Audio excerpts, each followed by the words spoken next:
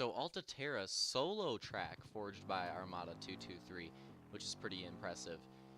This track, I'm gonna tell you right off the bat, is a kind of like fusion remake from a track of Armada's on Halo 4 called Mountain Fall. This track is not, I wouldn't call it a remake of Mountain Fall because besides the fact that there's like the big uphill mountain, it's not that similar. Like the rest of the track is pretty independent.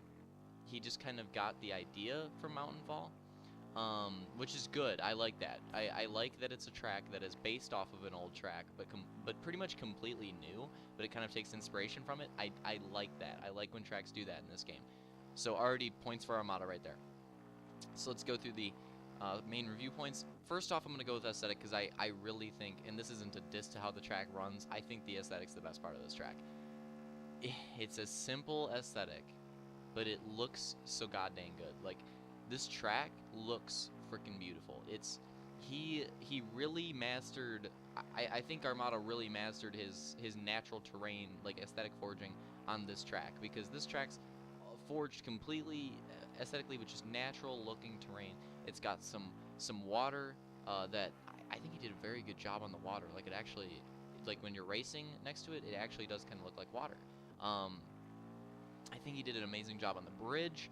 The rumble strips look freaking good too. Just the way the rocks form around the track, they make sense. He uses a lot of different types of rocks, which is something I'm bad at doing. He puts the trees in just the right spots. Like I said, the bridge has really unique pieces that make it look like a bridge, and it looks really cool. The bottom and top of it both look good. The mountain looks like a mountain. I could go on and on forever, but the track looks freaking great. The aesthetics are amazing. Raceability. This track, it's not that hard to have a battle on this track. Like, you can battle all day on this track. It's got turns that go left and right, so you can just keep a battle going. It's got long sweeping corners, and the track's definitely very raceable. There's not that many parts. I think it has some invisible barriers up, and there's not that many parts where you can fall off, so it's very raceable track. Flow. This is probably my favorite Armada track in terms of flow. You know, most tracks that I forge with him, I usually have him work on like a specific part of the layout, and then he does the aesthetics. But for most Armada forged tracks, like, I notice that his aesthetics are always really strong, and his layouts are strong too. But his best layout yet was Magna Tempest.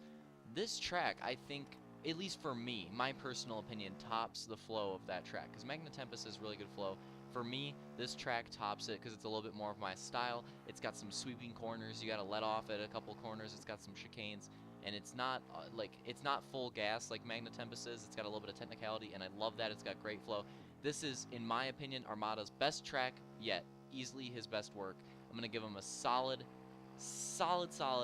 9 out of 10 on this track. Really, really good solo forge job on this one. Really outdid yourself, and I'll see you guys next time.